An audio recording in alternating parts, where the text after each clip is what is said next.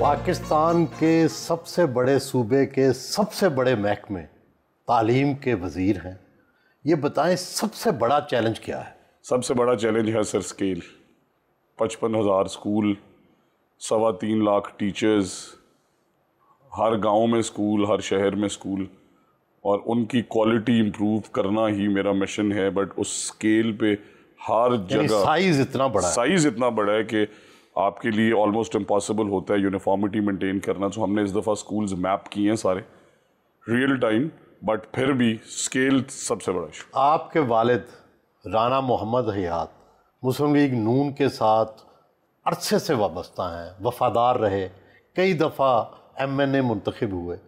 کیا ان کی خدمات کے عوض آپ کو پہلی دفعہ منتخب ہونے پر ہی صوبائی وزیر بنا دیا گیا؟ سر میں سمجھتا ہوں کہ وہ میرے رول ماڈل بھی ہیں، اور انہوں نے میاں نواز شریف صاحب کے ساتھ ایک بڑا مشکل ٹائم بھی گزارا. اور میرے والد صاحب سر 2005 میں واحد ضلع ناظم تھے پورے پنجاب میں، اور پھر کھڑے رہے نواز شریف کے ساتھ کھڑے رہے. چودھری پرویز الہی صاحب وزیر اعلیٰ تھے، بلا کے یونین کاؤنسل ناظم کہاں اور وزیر اعلیٰ کہاں، بلا کے کہتے تھے کہ جو خزانہ چاہیے لے لو.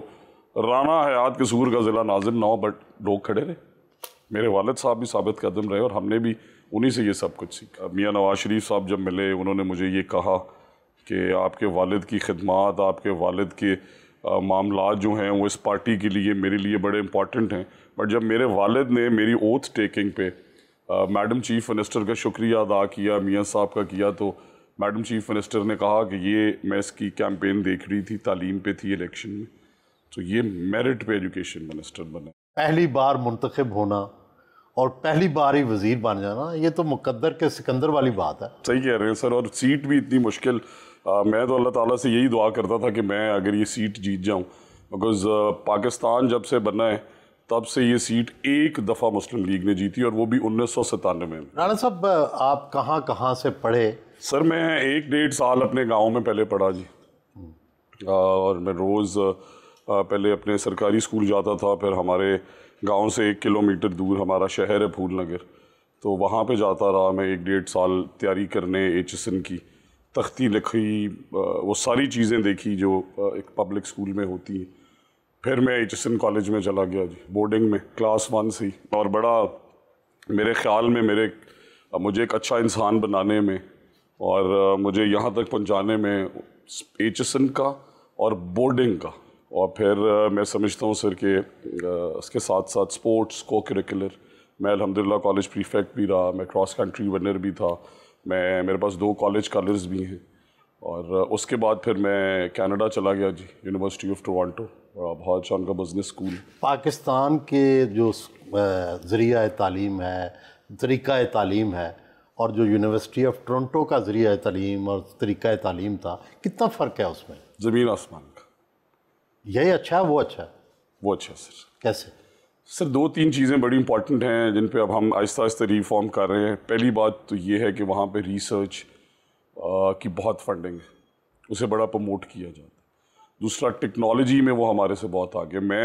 اور یہ سوچیں کہ 2005 سے 2009 کا میرا بیچلرس کا ٹینیور تھا وہاں، میں کبھی بینک نہیں گیا، every thing was on line, rosie.utoronto.ca. ہم ابھی تک وہاں نہیں پہنچے. اور اس سال ہم نے یہ ریفارم کیا ہے کہ یہ مینول فیسیں لینی بند کریں. کیا طریقہ ہے، 2025 میں لائنیں لگی ہوئی ہیں. ٹاٹ اسکولوں میں اور HSN کے کالج کے جو طالب علم ہیں، ان کی ذہنیت میں اور ان کے طریقہ کار میں بھی فرق پڑ جاتا ہے. وہ بالکل اپنے دائرے میں محدود ہو جاتے ہیں، عوام سے مکس نہیں ہوتے. اس کا کیا حل ہے؟ سر میرے ساتھ ایسا نہیں ہوا، کیونکہ میں رہتا اپنے گاؤں میں تھا، تو بورڈنگ سے جب آنا، گاؤں چلے جانا، اور آج جو میرا ڈرائیور ہے یہ میرا بچپن میں بیسٹ فرینڈ بھی ہوتا تھا. تو ہمیں ہمیشہ سے پھر ہمارے دادا نے ٹرین ایسے کیا کہ جو مہمان آنے، انہیں بے شک امپلائیز ہیں وہاں، کوکس ہیں، شیفس ہیں، انہوں نے کہنا تم خود سرو کرو گے. اور اسی طرح پھر جتنے گاؤں کے بچے ہیں شام کو ان کے ساتھ کھیلنا. تو شاید ہمارے میں، بٹ آپ کی اس بات میں وزن ہے کہ کیونکہ چیفز کالج تو طبیعت ہوتی ہے ہر کسی کی، اور میں نے تو اپنے بیٹے کو سرکاری اسکول میں داخل کرایا. الحمدللہ اس سال ہمارا سینٹر آف ایکسلنس ہے. یہ کیسے آپ نے یہ کر لیا؟ سرکاری اسکولوں میں تو مڈل کلاس بھی اب نہیں داخلہ کرواتی. سر اس سال ٹرینڈ ریورس ہوا ہے. مجھے کل ایک صاحب ملنے آئے اور انہوں نے کہا کہ میں ایک گاؤں میں رہتا ہوں اور وہاں میں نے ایک بڑے ادارے سے اپنے بیٹے کو آپ کے پبلک سیکٹر اسکول میں داخل کرایا آپ کو دیکھتے ہوئے. ایک فلم ڈائریکٹر مجھے ملے اور یہ کہنا بھی غلط ہے کہ پبلک سیکٹر اسکولز اچھے نہیں ہیں. سو یہ جو ارلی ایئرز ہے یہ ہر ضلع میں بن رہا ہے اور میں نے اپنے بیٹے کا داخلہ اس لیے کرایا کہ لوگوں کو ٹرسٹ ہو. بٹ میرے خیال میں سیفلی کہوں گا کہ پورے پاکستان میں ایسا ادارہ نہیں. سچ تو یہ ہے کہ بیوروکریسی جو کہ سارے نظام کو کنٹرول کرتی ہے اس کا کوئی بچہ سرکاری اسکول میں نہیں پڑھتا. نہیں ہے سر. اسی طرح محکمہ ایجوکیشن کا کوئی جو والدین ہیں ان کا کوئی بچہ نہیں پڑھتا. تو ہمارے زمانے میں تو افسروں کے بچے بھی اسکول میں پڑھتے تھے اس لیے ان کا معیار بھی ٹھیک ہوتا تھا. اس کے لیے کیا کریں گے سر؟ اور المیہ یہ ہے کہ وہ جو سارے آپ نے ذکر کیا آفیسرز کا وہ خود بھی سرکاری اسکول کے پڑھے. بٹ اب کیا ہوا، اب وہ ایلیویٹ ہو گئے، انہوں نے سوچا. تو میرے خیال میں پچھلے 20-30 سال میں سر ایک جو بیسک ڈفرینس آیا وہ آیا ٹیچنگ میں، کہ وہ استاد بہت محنت کرتے تھے، آج بھی کرتے ہیں بٹ اس لیول کی نہیں. آج استاد کو فکر ہے تو 60-70% کو 30-40% جو ہیں وہ ویٹ کر رہے ہوتے ہیں کہ 12:30 کب بجے اور ہم جائیں اور ہم ٹیوشن شروع کریں. میرے والد صاحب بتاتے ہیں کہ مجھے 3 دن اسکول میں رکھا جاتا تھا. پارٹنرشپ دیکھیں رانا صاحب، دیکھیں کویسچن یہ ہے کہ جو سرکاری اسکول ہیں ان کے گراؤنڈ بھی پرائیویٹ اسکولوں سے بڑے ہیں، ان کے ٹیچر کی تنخواہیں بھی سرکاری اسکولوں سے زیادہ ہیں. تو پھر کیا وجہ ہے کہ سرکاری اسکول پرائیویٹ اسکولوں کا مقابلہ نہیں کر سکتے؟ سر اس کی ریزن یہ دیکھیں، ایک تو مانیٹرنگ نہیں تھی اسکولز، اور ہر ہفتے جب آپ کو یہ پتا ہو کہ مجھے کوئی چیک کرنے آئے گا، میرے بچوں کے بارے میں میرے سے پوچھا جائے گا، میرے اسکول کے حالات دیکھے جائیں گے اور اگلے ہفتے وہ پھر آئیں گے. اب یہاں پہ کیا ہو رہا تھا کہ آپ نے اے ای اوز بھرتی کی ہے، ان کے پاس 8 سے 10 اسکول ہیں سر، وہ بھی نہیں دیکھنے جاتے. پھر ڈیجیٹل مانیٹرنگ کا سسٹم ایک لیول پہ آ گیا، آپ نے اس پہ بھی کام نہیں کیا. تو جو استاد پڑھا رہا تھا 1.5 پڑھا کے اس نے کہا چیک تو کرنے آتا کوئی نہیں. اور میرے ساتھ جو باقی استاد ہیں، سو ایک اسکول میں اگر 6 استاد ہیں، 2 نہیں آ رہے، وہی تنخواہ لے رہے ہیں. کتنے با اختیار وزیر ہیں آپ؟ مکمل با اختیار. میں سمجھتا ہوں کہ میڈم چیف منسٹر نے مجھے پورا مینڈیٹ دیا اور میرے پاس بالکل کوئی بہانہ نہیں ہوگا اگر ہم کہیں کہ مجھے یہ مسائل تھے. مجھے 100% سپورٹ دیے انہوں نے، اور تاریخ کی سب سے بڑی فنڈنگ بھی اس سال ہائر ایجوکیشن اور اسکول ایجوکیشن. کتنے % اضافہ ہوا ہے؟ سر پچھلے سال ڈیولپمنٹ بجٹ تھا ہمارا 32 ارب، اس سال ہے 100 ارب. 3 گنا اضافہ. 3 گنا. یہ صرف اسکول ایجوکیشن. آپ نے جس کا ذکر کیا یونیورسٹیز کے کمپیریزن کا، یونیورسٹیز کو پچھلے سال دیا جا رہا تھا 3.5 ارب، اس سال 18 ارب، 500% کا اضافہ. اسی طرح ہائر ایجوکیشن جو ڈپارٹمنٹ ہے، جب سے یہ بنا تب سے لے کے اس سال تک اس کی بجٹنگ پہنچی 17 ارب پہ سر. اس سال میڈم چیف منسٹر نے اسے کیا 41 بلین. پرائیویٹ اور پبلک دونوں ملے ہیں پہلی دفعہ، اور پبلک پرائیویٹ پارٹنرشپ میں اب جو سکولز چلائے جا رہے ہیں قریباً 11,000 ہو گئے. ان کے رزلٹس فنومنل. وہ ہمیں تیسرا حصہ کاسٹ میں پڑتے ہیں. پہلی دفعہ ہم ہر بچہ پبلک سیکٹر کا اور پرائیویٹ سیکٹر کا نادرا سے انٹیگریٹ کر رہے ہیں. 20 لاکھ گوسٹ بچے ملے ہیں سر ہم جب آئے سسٹم. سو آپ دیکھیں ایک نظام جس میں 1 کروڑ میں سے 20 لاکھ بچے ہی نہیں ہیں، کس سے جھوٹ بول رہے ہیں؟ اب ختم ہو گئے سارے گوسٹ. 18,70,000 بچے گوسٹ ہم نے. اور ٹیچر کتنے ہیں گوسٹ؟ سر ٹیچر گوسٹ نہیں ہے، ان کا انٹرسٹنگ اور پروپوزیشن ہے. لاہور کی ایک تحصیل میں 109 ٹیچر بیرون ملک رہ کے تنخواہ لے رہے ہیں.